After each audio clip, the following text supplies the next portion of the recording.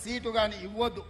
ఇవాళ కాంగ్రెస్ పార్టీ మీకు తెలుసు 60 ఏళ్ల పోరాటం, వందలాది మంది ప్రాణ త్యాగాలు, ఆత్మ బలిదానాలు జరుగుతుంటే చూసి తల్లడిల్లి ఒక పక్కన బలరాం నాయక్, సురేష్ శెట్కర్, పొన్నం ప్రభాకర్, మధు యాస్కి ఇలాంటి ఎంపీలందరూ కలిసి సోనియా గాంధీ గారి దగ్గరికి వెళ్లి కాళ్ళకు దండం పెట్టి, అమ్మా మా పిల్లలు చచ్చిపోతుండ్రు, మేం గ్రామాలకు పోలేము, మా కడుపు కోత మీరు అర్థం చేసుకోండి అంటే ఒక కన్న తల్లిగా కుటుంబ సభ్యులను కోల్పోతే దుఃఖం తెలిసిన దేవతగా తల్లిగా ఇవాళ తెలంగాణ రాష్ట్రాన్ని సోనియా గాంధీ గారు ఇచ్చిండ్రు.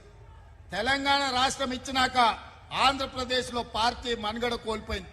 తెలంగాణలో దాదాపుగా పరిస్థితి అక్కడికే వచ్చుండే, కేంద్రంలో అధికారం కోల్పోయింది. కానీ సోనియా గాంధీ ఏనాడు కూడా అధికారం కోసం తెలంగాణ కాదు, ప్రజల హక్కుల కోసం, పేదల ప్రాణాల కోసం, ఆత్మ బలిదానాలు చేసుకుంటున్న యువకుల ప్రాణాల సాక్షిగా ఈ తెలంగాణ రాష్ట్రం ఇచ్చింది సోనియమ్మ. నేను అడుగుతున్న మా మహబూబాబాద్ సోదరులను, తెలంగాణ రాష్ట్రం ఇచ్చిన తల్లిగా ఆమె బిడ్డ ఈ దేశానికి ప్రధానమంత్రి కాబోతున్నాడు. ఆమె బిడ్డను ప్రధానమంత్రిని చేయాల్సిన బాధ్యత మన మీద లేదా? మహబూబాబాద్లో గెలిపించాల్సిన బాధ్యత మన మీద లేదా అని నేను అడుగుతున్నా. అందుకే మిత్రులారా, జూన్ 4 నాడు ఫలితాలు వస్తాయి. జూన్ 9 నాడు ఎర్రకోట మీద 3 రంగుల జెండా ఎగరేసి రాహుల్ గాంధీ దేశానికి ప్రధానమంత్రి కాబోతున్నాడు. ఆ పండుగలో 14 మంది ఎంపీలను నేను, మా తుమ్మల గారు, మా పొంగులేటి గారు 14 మందిని ఎంబడి పెట్టుకొని ఆ పండుగకు పోవాలి, మీరు మద్దతు ఇవ్వాలి అని నేను అడుగుతున్నా. ఇదేమన్నా తప్ప అని మిత్రులను నేను అడుగుతున్నా.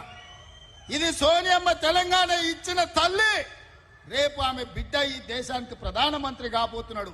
కన్యాకుమారి నుంచి కశ్మీర్ వరకు 150 రోజులు 4000 కిలోమీటర్లు మండు టెండల్లో, మంచు కొండల్లో దళితుల కోసం, గిరిజనుల కోసం, ఆదివాసుల కోసం, మైనార్టీల కోసం, మహిళల కోసం అకుంఠిత దీక్షతో పాదయాత్ర చేసి ప్రాణాలకు తెగించి పోరాడిండు మన రాహుల్ గాంధీ. మణిపూర్ మండిపోతుంటే మణిపూర్ నుంచి ముంబై వరకు 6700 కిలోమీటర్లు సుదీర్ఘమైన ప్రయాణం చేసి ప్రజల మధ్యలోకి వచ్చిండు. ఇంతకంటే ప్రజల కోసం కొట్లాడే నాయకుడు ఈ దేశంలో